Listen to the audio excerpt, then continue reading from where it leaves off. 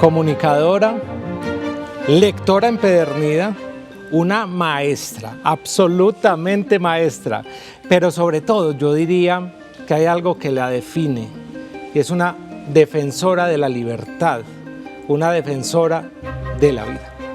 Luz María Tobón, ¿cómo era Luz María Tobón cuando estaba niña? Esa vida tan distinta a la que vive hoy. No, la niña de la burbuja, pues clase de ballet, clase de francés, clase de inglés, clase de pintura, una barrita, un grupo de amigos muy pequeñitos, una prima paterna con la que nos adorábamos, 3 primos maternos, 2 primas, un primo materno con los que nos adorábamos.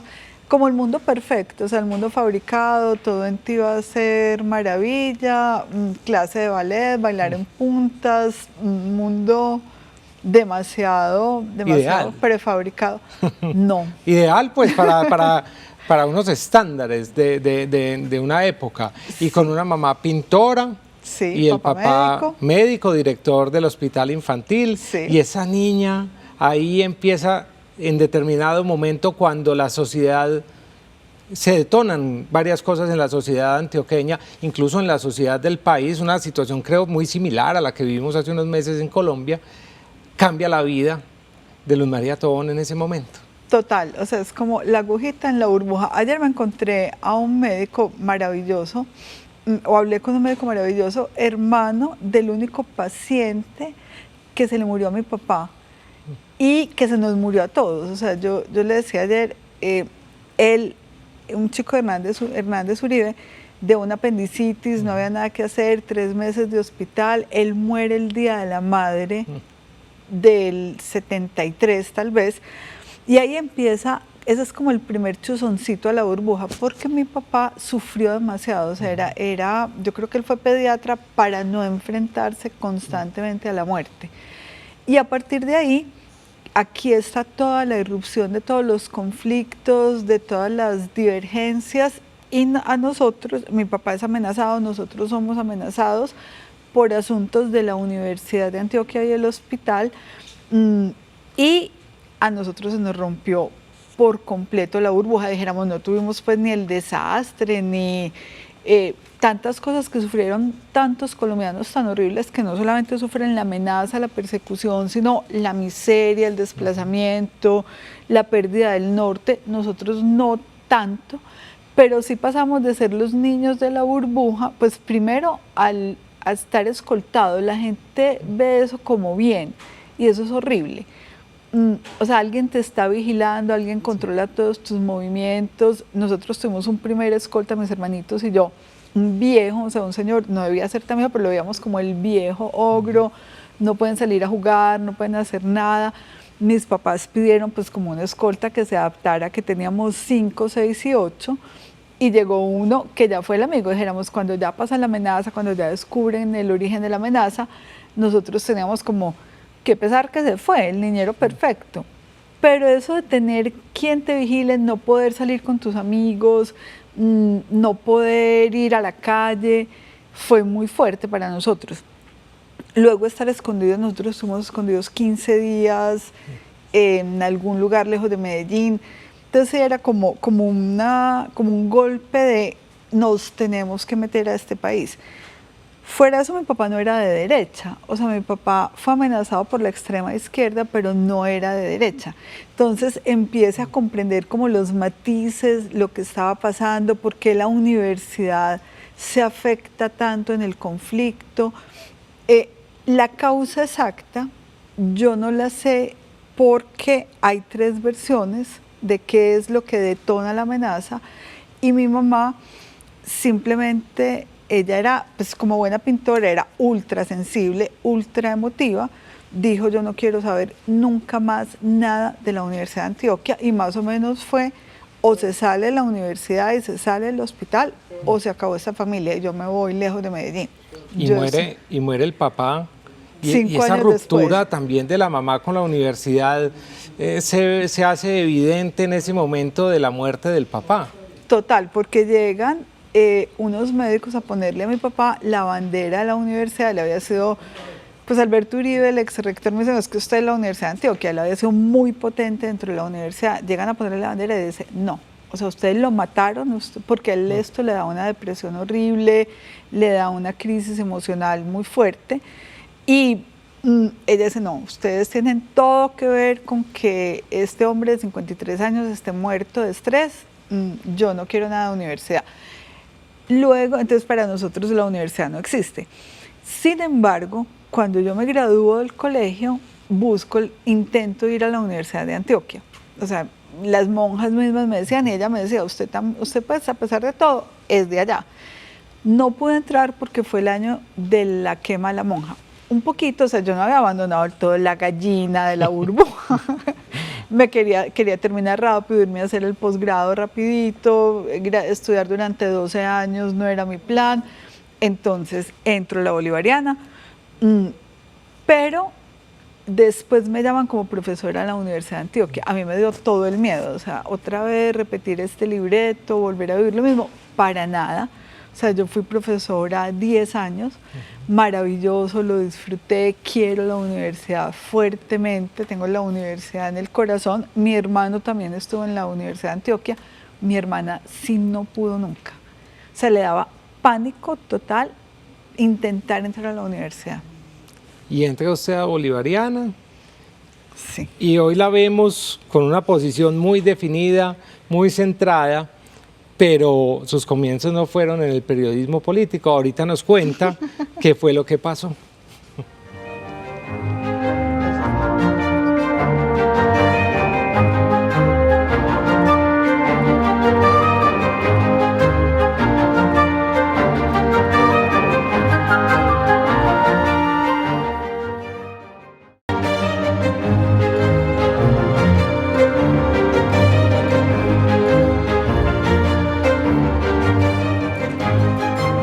Y entonces usted ingresa a la Universidad Pontificia Bolivariana con ese deseo de ser comunicadora, pero seguramente por esa sensibilidad que imprimió su mamá como pintora, con ese ballet que llevaba en la sangre, se dedica inicialmente al periodismo cultural y ese era su propósito mientras fue estudiante de la UPB. Además, porque no entro tan convencida de que el periodismo sea. Lo mío, en realidad, o sea, mi sueño en ese momento era la filosofía. Pero había un tío que es un ex magistrado, es un personaje muy valioso y para nosotros muy querido. Fue la única persona de la familia de mi mamá que estaba aquí, viudez y estos primeros años, y fue radical, o sea, filosofía, no. Entonces, y él me decía derecho, o sea, quiero como mantener la línea de esta familia, y yo no, derecho tampoco, pues yo no me voy litigando y no me voy haciendo memoriales, periodismo. Entonces voy a hacer periodismo y lo mío es filosofía y lo que me gusta es leer y la obra de arte, la música. Yo me oí todos los conciertos que dieron en Medellín durante 20 años, o sea, todos. Yo voy a ser periodista cultural y me busco eso, me especializo, hago un trabajo de grado súper grande de periodismo cultural. Ya eso me rompe mucho el enfoque porque yo empecé como pensando en el periodismo cultural de cubrir eventos, pero empiezo a estudiar, es el momento del quiebre de UNESCO sobre el concepto de cultura y hago un trabajo de grado que amplifica mucho la visión de cultura, pero yo iba a ser periodista cultural y estaba en eso en el mundo. Una entrevista me cambió la vida. ¿Y esa entrevista cuándo sucede? ¿Qué fue lo que pasó? ¿Por qué le tocó hacer esa entrevista a usted, que ya la mete, le cambia la ruta y la lleva por el camino de lo que es hoy Luz María Tobón? Diciembre de 1989. De 1998. 98, 90, ya en el 90, mundo. Ya en el mundo, o sea, ya estaba en el mundo, estaba a punto de recibir el periodismo cultural, diciembre de 1989, a punto de recibir la sección cultural, pero el editor político se enferma, el redactor político se enferma. Y él había concertado una cita con quien era presidente del Consejo de Medellín, ponente del acto de reforma constitucional en la Cámara de Representantes. En ese momento se podía hacer todos los cargos al mismo tiempo, y rector de la Universidad Cooperativa Colombiana, César Pérez García. Para mí era como alérgico, o sea, para mí era, por eso no puedo ser abogado, porque es que yo te juzgo, te condeno, te absolvo sin oírte, lo que yo intuyo, lo que yo he visto, cómo te he visto comportarte, y para mí en ese momento ya él era el responsable de la masacre de Segovia, de otros crímenes, o sea, yo no tenía sombra de duda y no tenía casi dudas de sus vínculos con el narcotráfico. Entonces me manda a hacer esa entrevista. Y este señor me dice que va a hundir, que va a incluir en el proyecto de reforma constitucional la negación de la extradición para todos los colombianos, que era lo que estaba pidiendo el narcotráfico. Sí. El narcotráfico ya había matado a Luis Carlos Galán, ya había puesto 1000 bombas, ya había hecho, a mi tío lo habían amenazado los narcos. Entonces yo, no, o sea, llego y llamo al ministro de Justicia a las 2 de la tarde, le digo, ministro, esto es esto. Me dice, yo hundo esa reforma esta noche. Entonces esa fue mi noticia. O sea, yo le conté al ministro que iba a pasar esto, el ministro hunde la reforma. Obviamente nuestro titular, nuestras 6 columnas fueron: ministro hundió la reforma, y ya ahí quedé muerta. Quedé en periodismo político. El editor político, no por nada, sino porque hubo un cambio en el periódico, pasa a ser editor nocturno, y yo quedo no como editora política, estaba muy chiquita, sino como redactora política. Me toca toda la campaña del 89-90, que fue tan dolorosa. O sea, tú decías, entrevisto a alguien, con Galán me pasó, pero estuve en un evento en Medellín, yo estaba cubriendo ese evento como redactora normal, y me tocó hablar con Galán. A los 15 días asesinan a Galán. Me toca ya como redactora política, Bernardo Jaramillo, asesinan a Bernardo Jaramillo. A Pizarro le dije, o sea, usted está mal cuidado, porque de verdad Jaramillo y Pizarro estaban mal cuidados. O sea, tú podías entrar, nadie te revisaba grabadora, nadie te revisaba bolso, nadie revisaba cámaras fotográficas, no te hacían un escaneo de cuerpo. ¿Quién va a decir que tú no eres la persona que los va a asesinar? Incluso César Gaviria estaba regularmente cuidado, siendo César Gaviria el sucesor de Luis Carlos Galán. O sea, el DAS no cuidó a los candidatos en ese momento. Entonces, decirles esto y entrevistarlos, entrevistas muy bonitas, y a los 15 días, 20 días, asesinados Pizarro, Jaramillo, Federico Estrada. Yo no pude, o sea, llegó un momento en que a mí, claro, la sensibilidad de hija de artista me estalló. Yo dije, no más, pues no soy capaz de seguir haciendo esto, aunque estuve hasta el fin de la constituyente. Me tocó el proceso constituyente, me tocó entrevistar a muchos constituyentes, ver ahí qué estaba pasando. Había cosas que yo había soñado. Tú dices, a mí me gustan libertad y vida, entonces una carta de derechos fuertes, y ver esa carta de derechos escrita en una constitución era la felicidad. Ver tutela escrita en la constitución era la felicidad.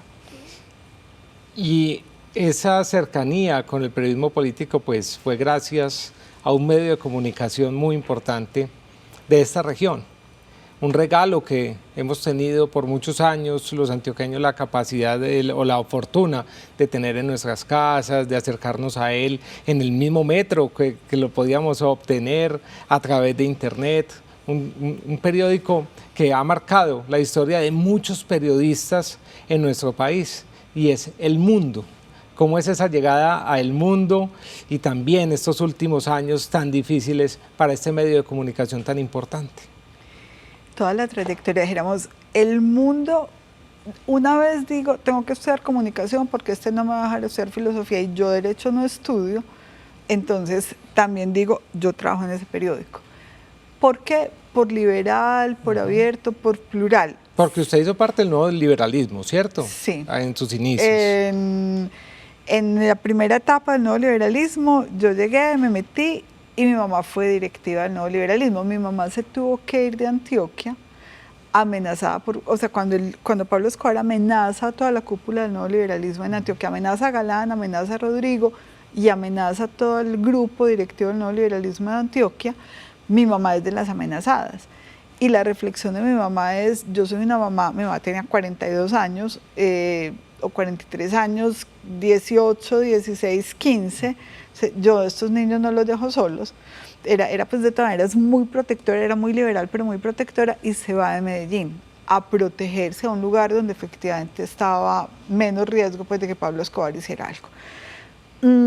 Sí, yo había estado ahí y había como comprado esos sueños, y el mundo en ese momento era totalmente anti-nuevo liberalismo, o sea, era una cosa, entonces yo ya decía, el mundo no, pero terminó la carrera y el mundo sí otra vez, o sea, el mundo se había aplacado como en su fuerza política. Entro, tengo diferencias, la verdad, en esa primera etapa, me voy a Consejería Presidencial, que es pues el hito, es como la gran construcción de esta ciudad, y llega Guillermo Gaviria, vuelvo, hay como la figura de Guillermo Gaviria es una figura, hoy estamos además en el aniversario de su muerte, hoy 2 de septiembre, es una figura compleja, o sea, no es Aníbal, no es Irene que vos te enamorás, no es Doña Adela que vos te enamorás de entrada, sino que vos decís, aquí, ¿quién hay? Cuando llegó Guillermo Gaviria, yo llamé a Gilberto Echeverri y le dije, bueno, y contame pues este señor, ¿quién es? Y me dice, es decente, es transparente, es liberal, es fuerte, es crítico, nunca vas a tener con él medias tintas, pero estás tranquila en lo ético. Yo empecé como, si me gusta, no me gusta, y efectivamente, pasado un poco tiempo, hay un clic muy fuerte. Entonces, dijéramos, yo quise trabajar en el mundo, pero hoy yo quiero trabajar con los Gaviria. Con o sin mundo, dijera, y hoy es sin mundo. Pero el mundo de Taveras fue un sueño muy grande. Yo pienso que hicimos todo lo que teníamos que hacer en un marco de rigor ético, y parte de todo lo que teníamos que hacer era no entregar los valores periodísticos, no entregar lo que creíamos, no entregar nuestro compromiso con la sociedad por nada. Y por nada era no entregarlo ni por política ni por plata. Y llegó a ser la directora de ese medio que tanto ama, que todavía lo lleva tan presente en el corazón. Enseguidita me cuenta en qué anda por estos días, Luz María Tobón.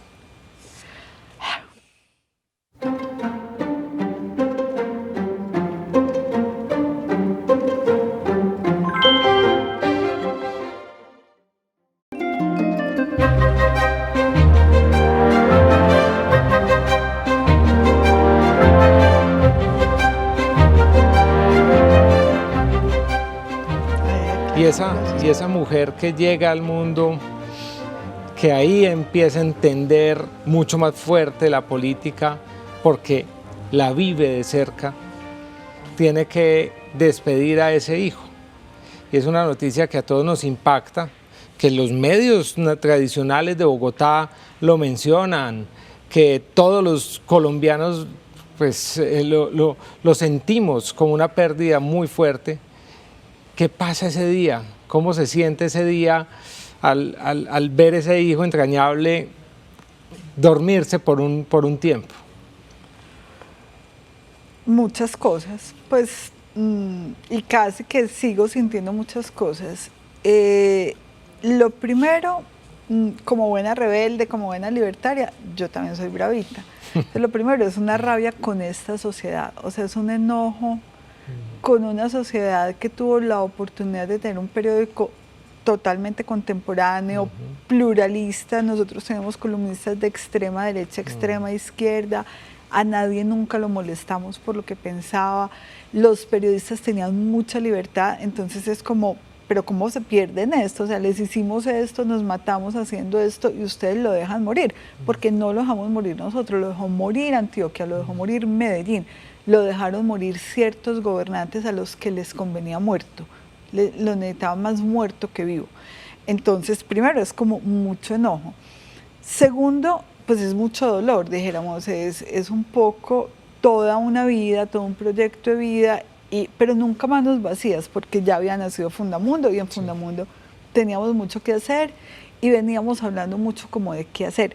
Pero sí es como ese vacío de un sueño de muchos, o sea, se nos fue de las manos a muchas personas. Tercero, es un replantearse, bueno, si esta sociedad hoy no está para un periódico así, ¿qué hay que hacer para que esta sociedad sea capaz mañana o pasado o algún día de tener un periódico que le apueste la pluralidad. Usted no se queda quieta, la vemos muy activa en redes sociales, siempre haciéndonos llamados de atención como sociedad frente a eventos desafortunados, a políticas desafortunadas, a situaciones desafortunadas. Además de ese activismo que usted siempre profesa y la vemos muy, muy fuerte en los medios digitales, ¿qué más está haciendo hoy Luz María? ¿Cómo va Fundamundo? ¿Cuáles son esos proyectos que veremos dentro de muy poco? Bueno, entonces lo del activismo para mí es muy importante en redes sociales porque es la defensa de la vida, dijéramos. Mi hermana murió, mi papá murió por amenazas, o sea, mi papá murió por la tristeza que le producen las amenazas y la persecución. Mi hermana muere por las amenazas brutales del paramilitarismo en contra de ella, o sea, incansables, y eso hace que ella se le exploten unos aneurismas cuando ya no puede más. Entonces, a mí me parece como insólito que aceptemos que la gente se muera, que propiciemos las muertes de la gente. Entonces, a eso le pongo como mucho esfuerzo, mucho cariño. A Fundamundo le pongo muchísimo cariño y Fundamundo tiene unos proyectos muy valiosos. El más, digamos, como el más visible hoy es una conversación con alcaldes y concejales de todo el país, de alcaldes y concejales de todo el país con el sector minero. Hemos reunido en este momento 80 alcaldes y concejales con 30 empresas mineras. Vamos a hacer un encuentro para hablar de cómo vivimos juntos, si es que podemos vivir juntos, qué condiciones nos ponemos. Y eso es como lo que yo veo en la comunicación. La comunicación hoy son conversaciones. Fundamundo la están llamando para hacer un proyecto de planeación de largo plazo. No puedo contarlo todavía porque apenas estamos como empezando a rayar eso. Por supuesto, los de Fundamundo estamos muy comprometidos en los temas de la libertad y la defensa de la democracia. Estamos haciendo trabajos todavía invisibles en defensa de la libertad y la democracia, sobre todo de la libertad y el respeto a la elección popular, que es muy importante en Antioquia y en Colombia. En Colombia hay 10 alcaldes perseguidos por la justicia, hay 5 gobernadores perseguidos por la justicia y hay muchos congresistas. Y yo personalmente, como soy bastante plural, quiero un sindicalismo democrático. O sea, me sueño un mundo en el que las relaciones sean entre pares demócratas y respetuosas. Y trabajo mucho en formación y fortalecimiento en democracia de ciertas organizaciones sindicales que de todas maneras tienen pensamiento democrático. Hace poco el CIPA, el Círculo de Periodistas de Antioquia, le entregó a usted el premio Toda una Vida. Yo hoy, a nombre de los antioqueños, le digo gracias por toda esa vida al lado del periodismo y de la ética y de la defensa de las libertades. Gracias, Luz María. Pues Felipe, gracias a mis papás, a mis hermanos y a todos, a mi cuñada, a mis sobrinos, a los Gaviria Correa, que son mi otra familia, y gracias a los antioqueños y a quienes han hecho esta vida. Yo no soy una vida, soy muchas vidas. Gracias, de verdad. Gracias.